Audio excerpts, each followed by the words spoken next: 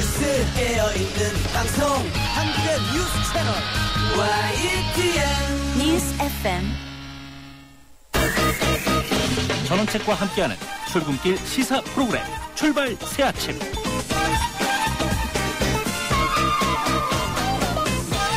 예, 지금까지 출발 새아침 3부 시작합니다. 잠시 광고 듣습니다.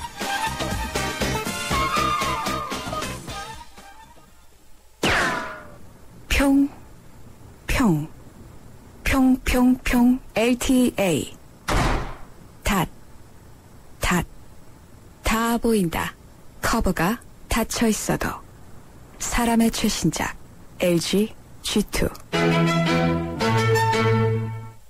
1층 없는 2층은 없고 철길 없는 기차 없으며 스승 없인 제자도 없습니다.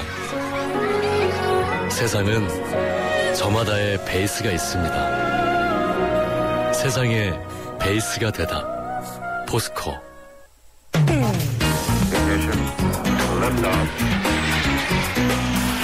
이 시각 들어온 외신 소식 국제부 리포트.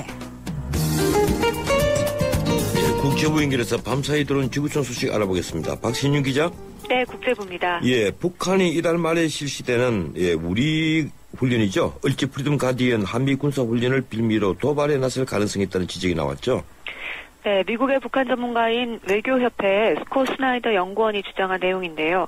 북한이 최근 대화에 나서는 모습을 보이고 있지만 이런 잠잠한 모습이 지속될 것이라고 생각하는 것은 오산이라며 이같이 말했습니다. 스나이더 연구원은 북한이 벼랑 끝 전술에 이어 구해 공세 그리고 도발 재개로 이어지는 3단계 전략을 갖고 있다고 소개한 뒤에 북한의 새로운 도발 가능성이 무르익었다고 평가했습니다. 그러면서 을지 프리덤 가디언 연습은 북한이 도발을 통해 한미양국의 인내심을 시험할 수 있는 빌미가 될 수 있다면서 도발 가능성에 철저히 대비해야 한다고 조언했습니다. 특히 북한의 도발 전략이 양보를 이끌어내기 위한 협상 전략 차원이 아니라 김정은 노동당 제1비서의 권력 정당성과 관련이 있다고 스나이더 연구원은 분석했습니다. 과거에도 한미 군사훈련을 앞두고 미국의 북한 전문가들은 북한의 도발 가능성을 경고해 오곤 했는데요. 하지만 북한의 도발 전략을 김정은의 권력 정당성 차원에서 파악한 것은 과거와 다른 접근법이라는 점에서 조금 눈길을 끄는 내용입니다. 예, 그렇군요. 예, 그런데 북한에 응유된 한국계 미국인 캐스 배 씨의 응유가 9개월이 훨씬 넘어가면서 미국의 고민이 깊어지고 있는데 이 케네스 배의 석방을 위해서 여러 방안이 검토되고 있다고 하죠. 네, 그렇습니다. 마리아프 미국 국무부 부대변인은 정례 브리핑에서 미국은 케네스 배의 석방을 위해서 여러 다른 방안을 기꺼이 검토할 것이라고 말했습니다. 하지만 현재로서는 배 씨 가족 등이 요구하고 있는 고위급 특사 파견 등과 같은 구체적인 계획은 없는 상태라고 말했습니다. 하프 부대변인은 고위급 인사를 북한으로 보내는 것을 검토하는지에 대해 섣부른 추측은 하지 않을 것이라면서 결정사항이 있으면 공식적으로 밝히겠다고 말했습니다. 또 배 씨 석방을 위해 미국 정부의 노력이 부족하다는 지적에 대해서 미국 정부는 이번 사안에 대해 매우 깊이 우려하고 있다고 반박했습니다. 그러면서 미국은 북한 정부를 상대로 배 씨를 즉각 사면하고 석방해야 한다고 촉구해왔다고 밝히고 또 미국의 이익 대표국 역할을 하고 있는 북한 주재 스웨덴 대사관과 접촉을 계속 유지하고 있다고 강조했습니다.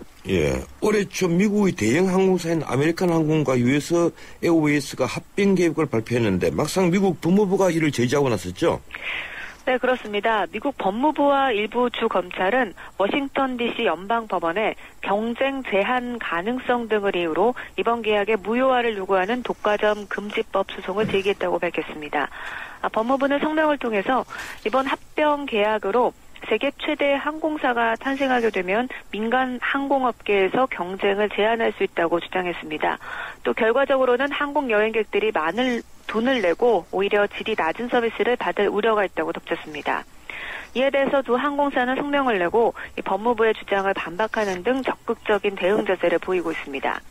두 항공사는 경쟁 촉진적인 합병을 막는 것은 이 소비자들에게 더 넓은 선택권을 주는 기회를 박탈하는 것이라면서 이 법무부의 판단이 잘못된 것이라고 비난했습니다. 말씀하신 대로 미국 3위 항공사인 아메리칸 항공의 모회사 AMR과 5위 항공사인 US 에어웨이스의 모그룹은 지난 2월에 항공사 합병 계획을 발표했었는데요. 이번 합병이 승인이 됐다면 새 아메리칸 항공은 승객 수송량 면에서 유나이티드 항공을 근소하게 앞서면서 세계 1위 업체가 될 예정이었지만 이번 제소로 돌발 변수를 만나게 된 셈입니다. 지금까지 국제부에서 전해드렸습니다. 예, 고맙습니다. 박신윤 기자였습니다.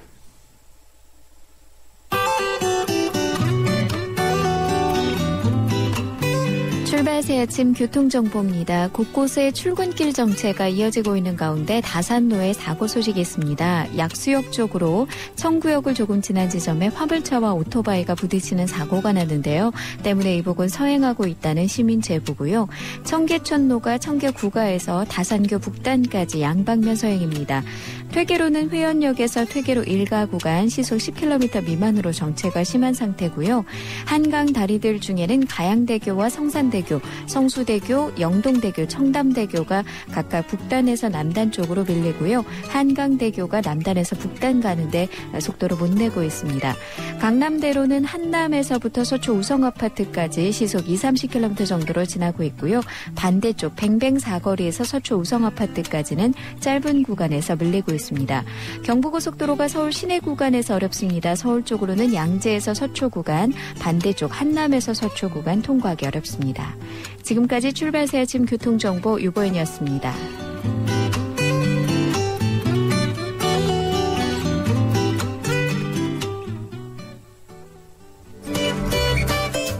전원책의 출발 새 아침은 청취자 여러분의 참여를 기다립니다. 50원의 유료 문자 샵 0945로 문자 보내주시면 되고요. 골뱅이 YTN 날스타트 트위터로도 참여 가능합니다. 좋은 의견 많이 남겨주세요.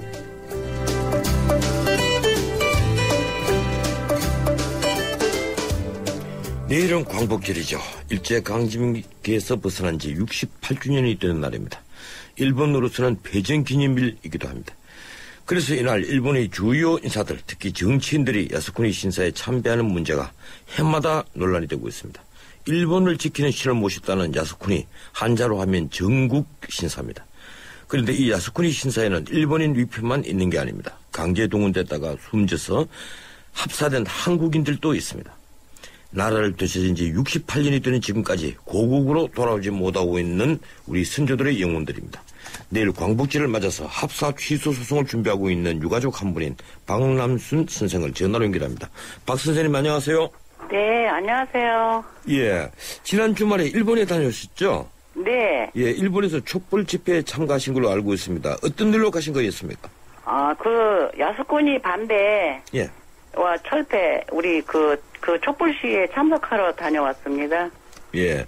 그 긴 상복 저고리를 입고 나가셨다. 예, 그렇게 언론에서 보았는데 특별한 이유가 있었습니까?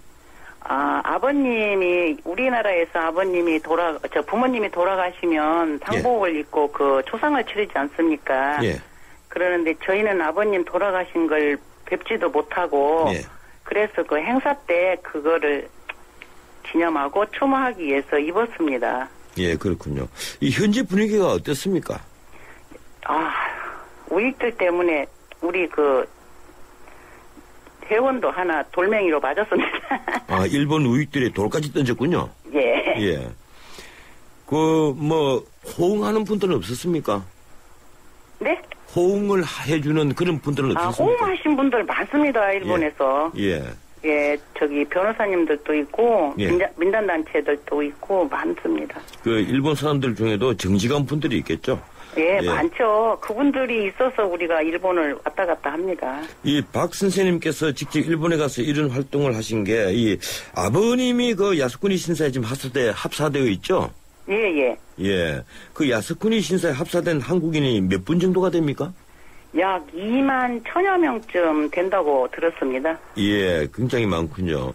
예. 이 박 선생님 아버님이 일본에 강제징용 된 게 젊은 나이인 21살 때라고 저희들이 알고 있는데, 예. 당시 우체부로 일하셨다고 들었는데, 징용 후에 어떻게 되었다고 합니까? 예? 징용 후에 어떻게 되었다고 알고 계십니까? 징용 후에는 뭐 할아버지 할머니가 그냥 징용 가셨다는 얘기만 들었지 뭐 뭘 어떻게 한 거 잘 모릅니다. 어디로 가신 것도 모르고 계시더라고요. 그런데 그 강제징용 당하고 나서 이 어머니가 아이를 그 낳으신 거죠? 그렇죠. 제가 엄마 뱃속에 9개월이 됐을 때 아버님이 징용에 가셨으니까. 예. 아, 그렇군요. 네, 그래서 그래서 저희들이 듣기로는 또 이 박만수 씨 지금 합사되어 있는 아버님 성함인데 이 박만수 씨가 무사히 돌아오기를 또 어머니가 이 기도를 하면서 매일 밤 대문을 열어놓고 계셨다. 이런 할머니요. 그러니까 말이죠. 어머니가 박만수 씨의 어머니가 할머니 되시는 분 아닙니까? 그래서 그런 얘기를 듣고 이 막상 나중에 해방 후에 이 재적등본에 사망자로 처리가 되어 있었다면서요? 그 가족이 굉장히 그때 아신 거죠? 그렇죠. 가족이 굉장히 놀랬겠습니다. 네, 그렇죠. 지금 나중에 아시고 보니까 이 태평양 전쟁 때 돌아가시고 야스쿠니 신사에 합사가 되어 있었다는 거죠? 그런데 언제 어떤 계기로 그걸 알게 됐습니까? 2008년도에 2005년도인가 그 정부에서 우리 유족들을 조사했습니다. 그래서 그때 국가기록원에 가서 떼어보니까 그 군속 신상조사표에 야스쿠니에 있다는 그 도장을 찍혀 있어서 알고 또 그 다음에 그것 때문에 이제 우리 보상추진협의회라는 우리 저기가 있습니다. 모임이. 거기에서 회장님하고 이걸 확인을 가자 그래갖고 일본 가서 야스쿠니에 가서 서류를 떼봤습니다. 그랬더니 거기에 확실하게 돼 있었습니다. 그러니까 우리 국가기록원에도 야스쿠니 신사에 참배대가 있는 것으로 다 기록이 돼가 있고 또 일본의 야스쿠니 신사에 가보니까 아버님 성함이 다 있더라는 거죠? 근데 지금 올 10월에 소송을 준비 중인 것으로 알고 있는데 지금 총 몇 분이 함께 하는 겁니까? 지금 현재 27명인데 늘을 수도 있고 줄을 수도 있고 그렇습니다. 지금 준비 단계가. 아직까지 그럼 소장을 넣지 않은 거죠? 그렇죠. 소장은 지금 10월 20일 예정인데 지금 준비 중이라서 아직 확실하게 잘 모르겠습니다. 그렇군요. 도와주는 변호사는 있습니까? 일본 변호사님들하고 우리나라 변호사님들하고 계십니다. 그렇군요. 이 박남순 선생을 포함해서 총 27분의 모양인데 결국 바라는 건 야스쿠니 신사에서 한국으로 위패를 모셔오는 거죠? 근데 야스쿠니 신사에 위패가 있는 게 아닙니다. 그럼 어디 있습니까? 위패란 거는 없고요. 이름만 해가지고 우리 거기 갔었는데 우리 거기 들어가서 보지도 못했어요. 그런데 그게 이름만 있다고 들었습니다. 이름만 등재되어 있다? 그러니까 이름만 돼 있으니까 저희는 아버님이 살아 생전에도 일본 식민지에서 그렇게 해서 참 외국전쟁에서 돌아가셨지 않습니까? 그러는데 지금도 일본 이름으로 창씨 이름으로 계십니다. 지금 거기에. 그러니까 창씨 개명한 이름으로 지금 야스쿠니 신사에 들어갔다는 거죠? 그러니까 자식들 도리로서 저는 일본 이름으로 계신 게 지금도 식민지 지배를 받고 있다 그렇게 생각하고 있습니다. 그러니까 이름을 빼려고 야스쿠니에서 이름을 빼달라 그거거든요. 이름을 빼달라 이제 그런 소송이군요. 근데 야스쿠니 측에서 지난번에 저희들이 안 그래도 확인해 보니까 이 일본인 이름으로 돼가 있고 당시에는 조선이라는 나라가 독립이 돼가 있지 않으니까 일본인이다. 그래서 이 명부에 손을 뗄 수 없다. 이런 얘기를 야스쿠니 측에서 한다고 합니다. 직접 들으셨습니까? 그런 얘기를? 그런 명부로 해서 절대로 손댈 수 없다고 하고 있어요, 지금 일본에서. 일본 법원에서 하는 얘기도 그렇죠. 야스쿠니 합사에 아무 문제가 없다. 그래서 과거에 몇몇 분이 했던 재판에서 전부 다 기각된 것 아닙니까? 그렇죠? 그렇죠. 그것도 무슨 그쪽에 변호사님, 판사님 말씀이 우리의 아픔이 견딜 만한 아픔이다. 이런 그런 얘기를 들었을 때 참 기가 막혔습니다. 이 당사자 본인들, 판사, 일본인 판사들, 본인이 만약에 그런 아픔이 있다면, 그렇죠. 견딜 수 있는 아픔이라고 쉽게 말하지 못할 것인데, 그렇죠. 그런 말씀 들었으니까 정말 화도 나시겠습니다. 이번 소송 준비하면서 가장 어렵고 힘든 점은 무엇입니까? 준비는 사무국에서 하고 있으니까 저희는 그냥 따라가는데요.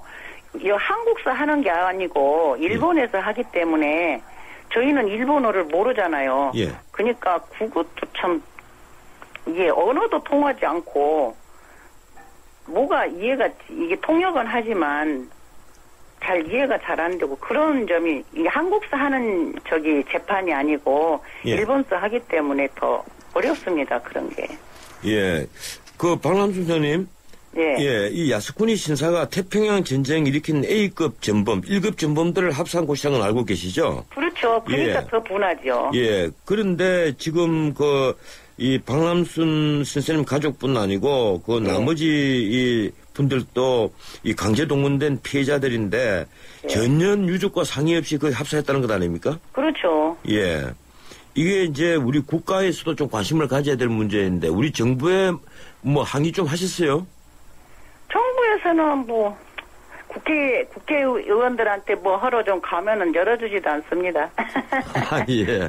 우리 국회의원들 이 표드는 데만 관심이 있지 표가 크게 되지 않는다면 별로 관심이 없겠죠.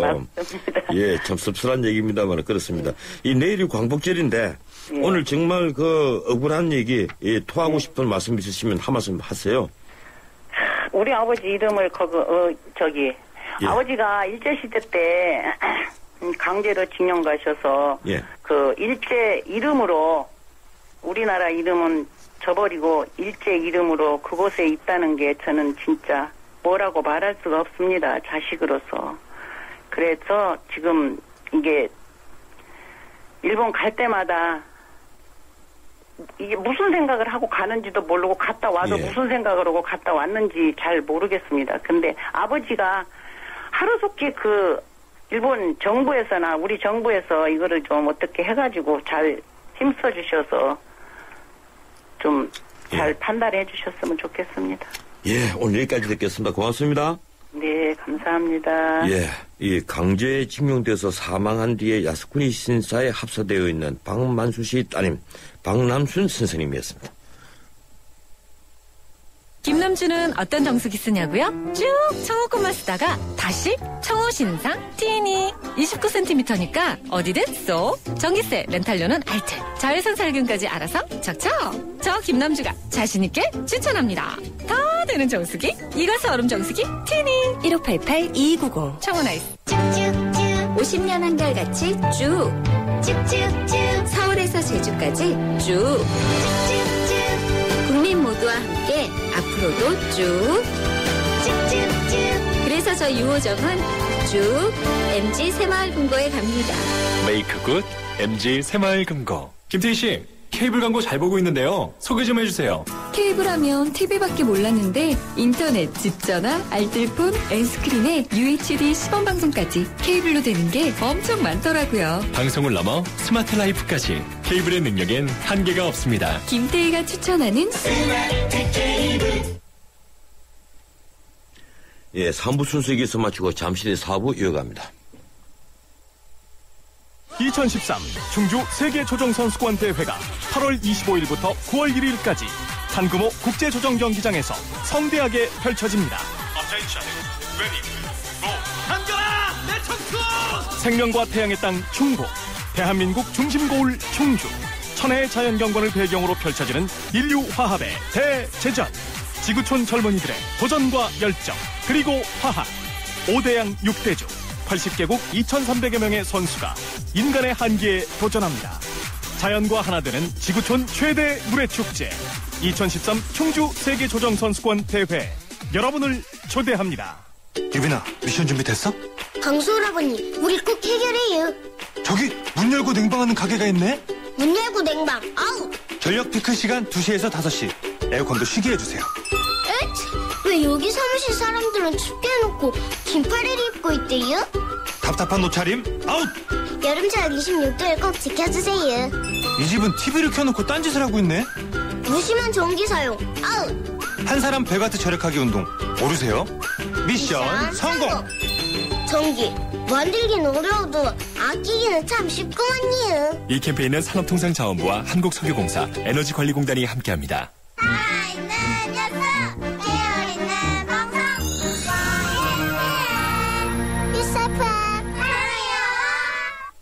예, 저는 측의 출발사침 4부 순서 시작합니다. 잠시 광고 듣습니다. 튼튼한 타이어 들어간 금호 타이어 금호 튼튼한 타이어 들어간 금호 타이어 금호 언제나 오래오래 들어간 금호 타이어 튼튼한 트럭 타이어 금호 타이어 매장에서 신제품 RA50을 찾으세요. 잠은 인생의 사치라던 에디슨. 하지만 그의 열정을 지켜준 것도 깊은 잠이었습니다. 짧게 자도 깊고 편안하게. 시대의 리더와 함께한 시몬스. 당신의 인생과 함께합니다. 흔들리지 않는 편안함. 시몬스. SK 이노베이션의 전공은 묻는 겁니다. 석유 안 나면 석유 수출 못해? 자원 없으면 자원 강국 안 돼? 이 질문에서 53조 수출과 16개국 자원 개발이 시작됐죠. 물음이 있는 곳에 이노베이션이 있다. SK 이노베이션.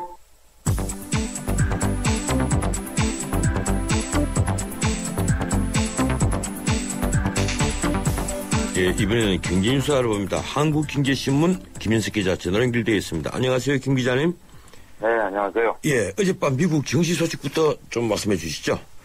네, 뉴욕 증시는 양적 완화 축소 우려가 완화되면서 조금 올랐습니다. 다우존스 지수는 전날보다 0.20% 뛰어서요, 15,451.01에서 거래를 마쳤습니다.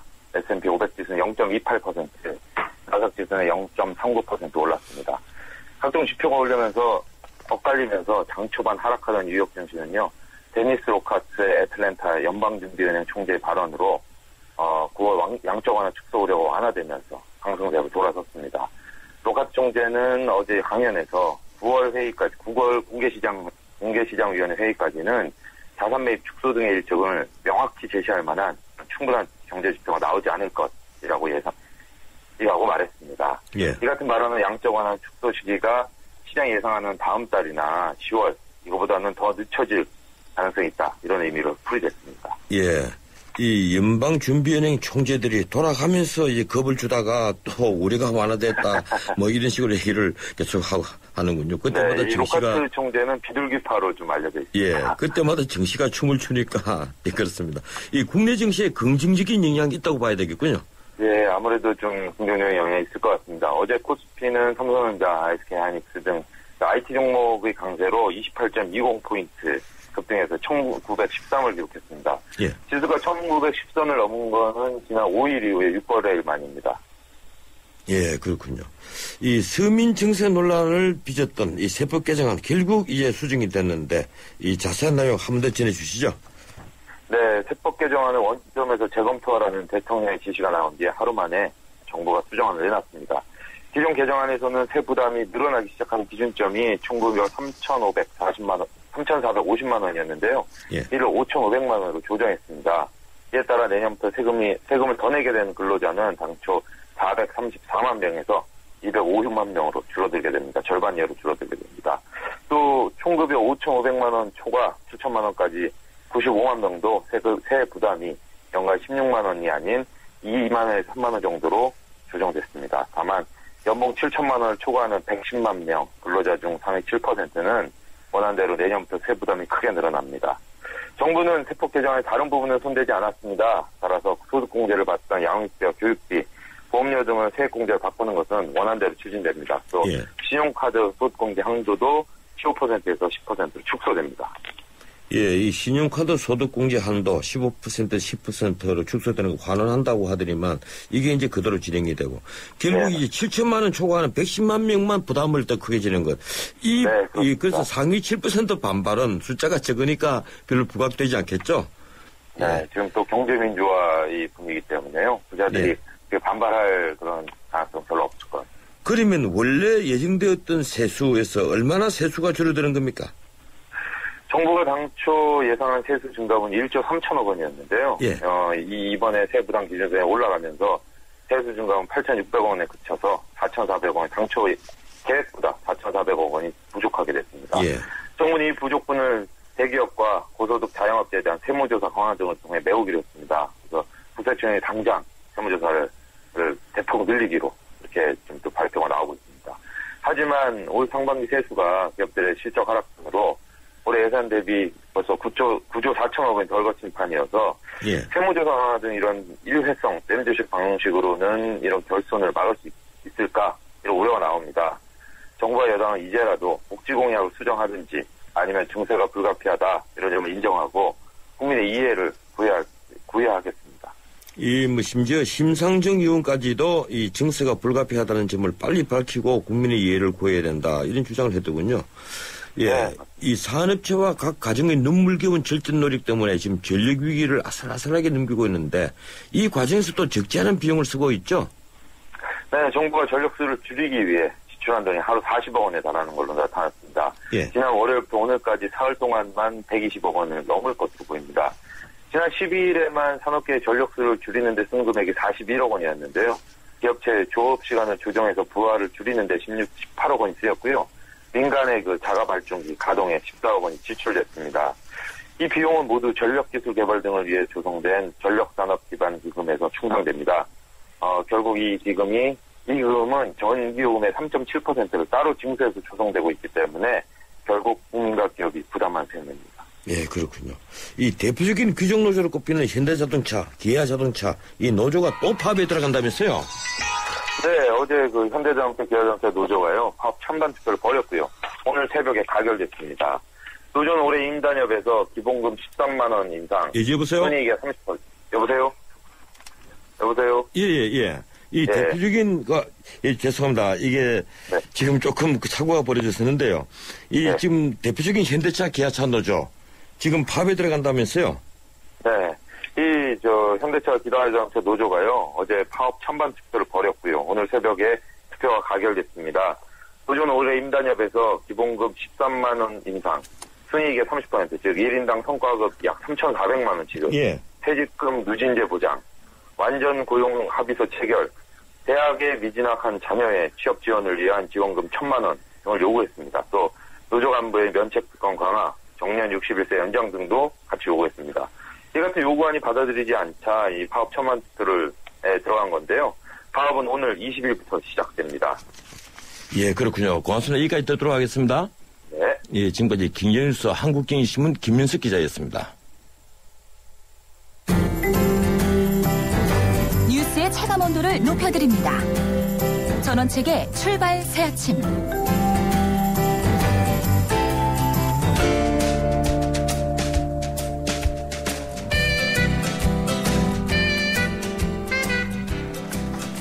후쿠시마 원전에서 유출되는 방사능 문제 점점 확대되고 있습니다. 태평양 반대편에 있는 미국에서도 후쿠시마 원전 방사능 오염수의 해양 유출로 인해 태평양산 해산물 전체에 대한 방사능 검사를 실시해야 한다는 미국 원자력 전문가들의 주장이 나오고 있습니다.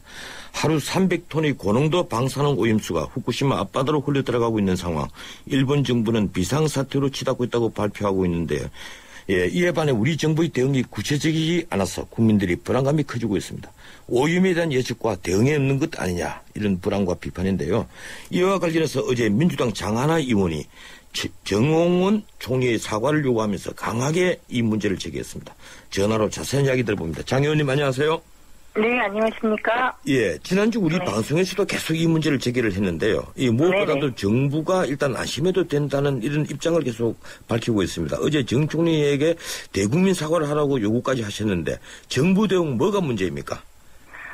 일단은 많은 국민 여러분께서 알고 계시겠지만 한 번 더 확인드리겠습니다. 일본에서 하루에 300톤이나 되는 방사능 오염수가 유출되고 있는 게 이제 어제 오늘 발생한 사건이 아니고요. 예. 2011년 3월에 후쿠시마 원전 사고가 일어난 후에 하루도 빠짐없이 300톤 이상, 최소 300톤 이렇게 오염수가 유출되고 있었다. 이거 한번 확인을 드리겠습니다. 오늘로써 888일째 반복되고 있고요. 이 유출량이 도쿄전력이 그렇게 인정을 한 것입니다. 도쿄전력이 이미 일본 정부 측에서. 그래서 이렇게 심각한 사태인데도 우리 정부는 인접 국가 방사능 누출 사고 위기관리 매뉴얼이라는 이제 국가기관들이 지켜야 될 매뉴얼이 있는데 이 매뉴얼을 가동하지를 않았습니다. 그래서 저는 이유가 뭐냐 그랬더니 이 방사능 오염물의 유출량이 뭐 이 매뉴얼을 가동 안 해도 된다라고 답변을 하는데 저는 되묻고 싶습니다. 지금까지 유출된 양이 26만 톤이 넘어가고 이것은 우리 국민들이 그 500ml 생수병 있지 않습니까? 예. 이거를 한 병씩 다 나눠 가지고 저도 남는 양입니다. 도대체 얼마나 더 방사능 오염물이 유출돼야지만 이 매뉴얼이 작동하는 것인지 제발 정부는 국민들에게 좀 믿을 만한 답변을 줬으면 좋겠고 후쿠시마 원전 사고 같은 그 인류 역사상 최대의 그 원자력 사고에 있어서 이렇게 아무 대응도 안 하는 것은 좀 변명의 여지가 없다고 봅니다. 예, 이 페트병으로 전 국민이 날아가진다고 표현하시니까 피부에 정말 와닿는 말씀이군요. 네네. 예, 그런데 지금 이 우리 정부 얘기로는 방사능 관련 검사에서 그동안 문제가 없다. 예, 그래서 문자 그대로 괴담 수준이다 이런 입장입니다. 네. 이 실질적으로 오염이 발견되지 않았다 이런 얘기인데 그 점은 어떻게 생각하십니까? 오염이 발견되지 않았다라는 부분에 대해서 저도 반박 한번 해보겠습니다. 예. 우리나라에서 방사능 오염 검사를 하겠죠. 후쿠시마 원전 사고 이후에요. 예. 하지만 방사능 물질이 한 번도 검출된 것이 아니라 그러니까 검출될 예가 있습니다. 하지만 기준치 이하라 이런 얘기인데요. 그 기준치가 얼마냐에 따라서 이것은 어느 나라에 있어서는 방사능 오염이 된 것일 수도 있지 않겠습니까? 예. 네, 근데 한국의 경우 세슘이 100 베크렐이 베크렐은 그 방사능 오염 그 단위입니다. 예. 이것이 검출 이하로 되면 괜찮다는 것인데요. 뭐 연구계 한 연구 보고서에 따르면 그 성장기에 있는 아이들은 세포 분열이 왕성하기 때문에 20 베크렐 정도의 방사능 오염 수치라도 이것들이 이제 이후에 어떤 희귀 질환이라던가 어디로 번질지 모르는 것이거든요. 이 예. 방사능 오염이라는 것은 아시다시피 우리가 쉽게 이렇게 어떤 뭐 감기가 걸린다 이렇게 점칠 수 있는 것이 아닙니다. 생체 내에 축적이 될 뿐만 아니라 유전이 되는 것이거든요. 그런데도 우리나라는 우리나라 기준에서 뭐 지금까지 안전했다 이걸 얘기하고 있는데 그 후쿠시마 사고 이후에 이미 뭐 20 베크렐 수준이 넘어서는 냉장 대구에서 발견된 이런 방사능 오염 수치 저희가 자료 요청해서 받아놓고 있고요. 이거를 오염이 안 됐다라고 호도하는 것은 상당히 문제가 있다고 봅니다. 예, 국민들이 이 부분을 확실히 좀 알고 계셨으면 좋겠고요.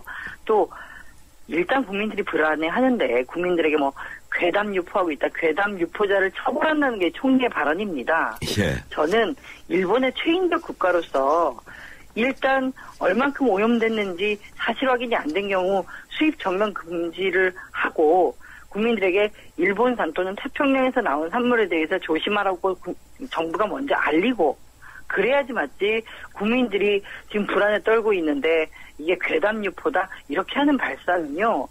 지금 국제사에서 들으면 정말 어이가 없을 겁니다. 지금 한국 정부는 일본 정부의 무슨 뭐 홍보부 뭐 이런 공보부 예. 이런 수준의 대응을 하고 있다 얘기를 드리겠습니다. 예, 지금 유아와 임산부 어린이들에게 특히 이게 그 작은 베크렐, 이 적은 베크렐 수준의 그 세슘이나 다른 그 방사능이 그 들어가도 굉장히 위험하다. 이 얘기를 저희들도 한번 했는데 우리 정부에서는 그런 점은 또 제대로 밝히지 않는 것 같아요. 그래서 아마 이 원자력 안전위원회 이은철 위원장 사퇴까지 요구했죠. 예, 일단은 이 아까 말씀드린 그 위기관리 매뉴얼이 있고 여기에 예. 주관 기관이 원자력 안전위원회로 되어 있습니다. 뭐 총리의 발언도 있긴 하지만 원자력 안전위원회가 죄송합니다. 이 예. 매뉴얼을 가동했을 때 20개 관계 정부 부처가 다 이 매뉴얼대로 움직이게 됩니다. 여기에는 농림축산식품부나 우리 국민들이 가장 관심하는 해양수산부 여기에서 국내로 유입되고 있는 농수축산물에 대한 방사능 오염 관리를 훨씬 더 수위를 높게 한다는 겁니다. 그리고 원자력 안전위원회는 여기에서 가장 주된 역할이 이 방사능 오염 상황에 대한 분석, 평가 및 신속한 전파와 보고 국민들에게 보고하라는 것이거든요. 예. 이걸 안 하기 때문에 지금 국민 여러분들께서 답답해하는 거 아닙니까? 이러면 이렇다 저러면 저렇다라고 지금 바로 옆에 있는 우리 최인적 국가에서 벌어진 이 방사능 오염 사태에 대해서 가장 확실한 정보를 제공해야 되는데 문제가 없다, 괜찮다라고 하고 매뉴얼대로 안 움직이니까 국민들은 일본 도쿄전력이라든가 일본 정부가 그 방사능 오염 사실 인정했는데도 그럼 안전해? 이건 누가 믿겠습니까? 그렇기 때문에 저는 일단 이 위원장이 사퇴를 해야지만이 국민들이 원자력 안전위원회 위원장이 왜 사퇴했지 이러면서 다시금 이 위험성을 각성하게 된다. 이런 정말 그 실효적인 그 효과도 있기 때문에 이윤철 위원장은 여러 가지 정치적 책임을 지고 당연히 즉각 사퇴를 해야 되고요. 예. 총리의 어떤 대국민 사과도 정말 석고대죄할 짓을 하기도 했고 그런 식의 지금 정부의 대응이 없으면 국민 여러분들은 다 안전할 줄 알 거 아닙니까? 어떻게 이렇게 그 안전국가를 얘기한 지금 청와대에서 안이하게 되지 않은지 저는 되묻고 싶습니다. 지금 이해가 안 되는 상황입니다. 예. 이 우리 정부가 너무 미온적이다. 이 일본 정부의 뭐 홍보 뭐 하는 사람이냐, 대변인이냐, 아까 이런 말씀을 하시는데 사실 네네. 이런 비판들 오래전에도 나왔습니다. 이게 우리 축산품, 일본이 전면 수입 중단한 적이 있었죠. 구제역하고 조류 인플루엔자 시절에요. 근데 일방적으로 우리는 양보만 해왔는데 이런 한일 관계 문제점 근본적으로 어떻게 보십니까? 저도 한일 관계가 왜 어떤 이런 소위 요새 많이 얘기하는 가불 관계처럼 보여지는지 그 근본 원인은 모르겠습니다만 팩트만 좀 말씀을 드리겠습니다. 후쿠시마 사고 이후에 우리보다 더 멀리 떨어져 있는 중국과 대만도 일본의 그 후쿠시마 현 포함한 인근 가장 문제가 되는 10개 정도 현에서의 모든 농수축산물 제조한 그 공산품까지 전면 수입 금지를 합니다. 그리고 그 나머지 현에 대해서 또 제한적으로 수입을 합니다. 근데 지금 한국의 경우는요, 충격받으시겠지만 후쿠시마 현으로부터도 제한적으로 수입을 허용하는 품목이 있는 상황입니다. 예. 네. 그런 식으로 왜 우리나라만 최인적 국가인데도 다른 나라도 전면 수입 금지하는데 우리는 후쿠시마 현에서 나오는 어떤 품목에 대해서도 수입을 하고 있는지 이런 것들이 좀 이해가 안 되고요. 예. 이런 식의 그 과거의 관행들에 대해서 원인은 모르겠지만 국민들이 의아해할 것이고 저는 그 전 정권과 차별화를 확실히 얘기하고 있는 청와대가 오늘 당장이라도 좀 국민들이 납득할 만한 조치를 했으면 하는 생각입니다. 예. 후쿠시마 앞바다에서 지난번에 떠내려간 소형 선박이 2년 반 만에 울산 앞바다 반대편에 있는 이 후쿠이현에서 발견됐다. 이래서 충격을 줬습니다. 이제 쉽게 말하면 방사능 오염수가 태평양으로만 흘러가는 것이 아니고 우리 연안까지 올 수도 있다. 이제 이런 가능성이 있다는 얘기거든요. 앞으로 우리가 어떻게 대응을 해야 할까요? 이 부분이 참 어렵습니다. 지금 정상적인 지구의 해류 이동에 따르면 대한민국이 일본과 가깝지만 가장 그 영향이 적을 것이다. 이런 얘기들이 사실 정부에서 내놓은 얘기고 기상청이라던가 이런 해양연구원의 답변이긴 합니다. 하지만 방금 말씀하신 얘가 가장 중요한데요. 바다의 흠이라던가 특히나 이런 방사능 오염에 대해서는 대기, 토양 여러 가지 경로로 이렇게 오염이 되고 있기 때문에 그런 안일한 답변을 국민들이 믿고 기다릴 거를 생각 안 하고 그러면 정말 일본의 우리나라가 서쪽에 위치하고 있지만 그래도 언젠가는 영향이 온다. 정말 길게 따져서 8년입니다. 이미 이 어떤 일본의 방사능 오염수 유출 사태는 전 지구적인 문제고 그래서 유럽이라든가 미국이라든가 아까처럼 국제사회가 이미 들끓고 있는데 바로 옆에 있는 한국만 조용한 것이거든요. 여기에 대해서 문제제기를 오늘 강력히 하고 국민 여러분들에게도 정부의 이런 점들을 같이 강하게 요구해야 된다는 걸 좀 말씀을 드리고요.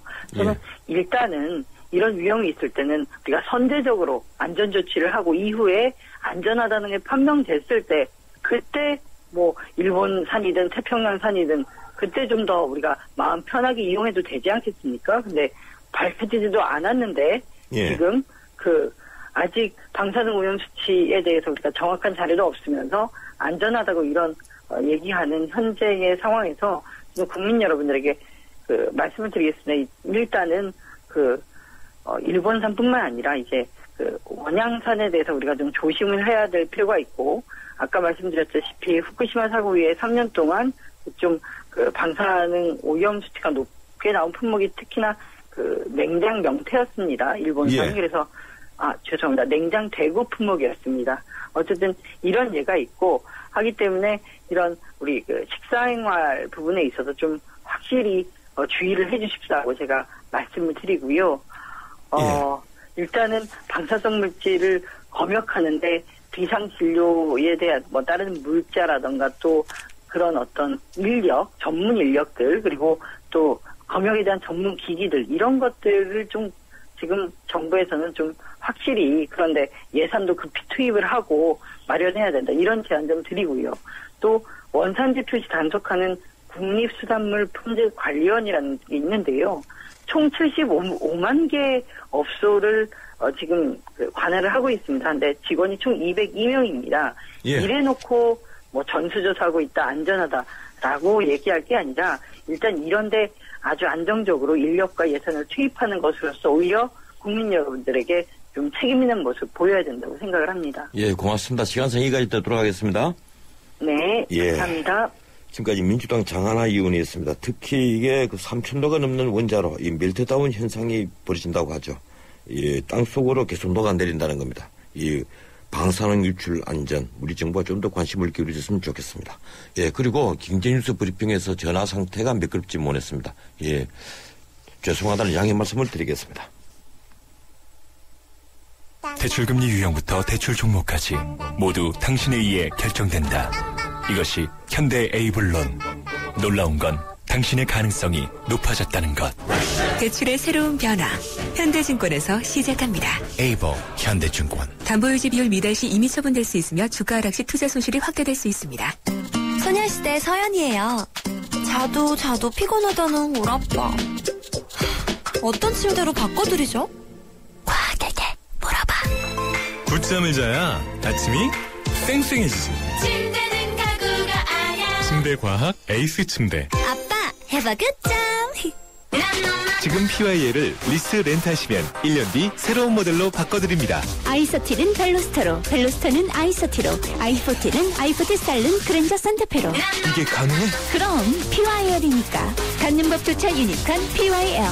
최소 3년 이상 계약. 차종 변경 시 88만 원 부담. 자세한 사항은 홈페이지 참조. 8월 뜨거운 여름 쉐보레 쿨한 혜택. 쉐보레 차량 구매 시 쿨하게 최대 150만 원 할인 혜택.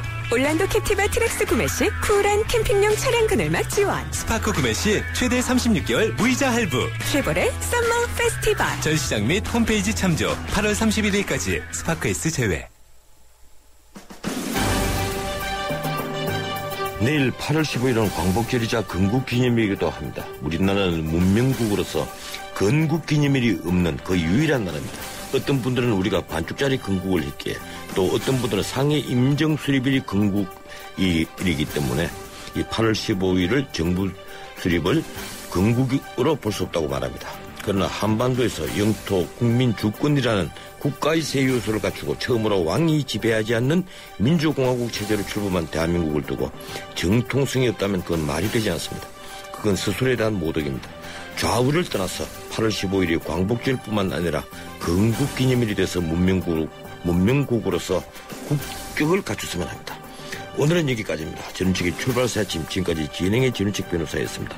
금요일 날 뵙죠. 고맙습니다.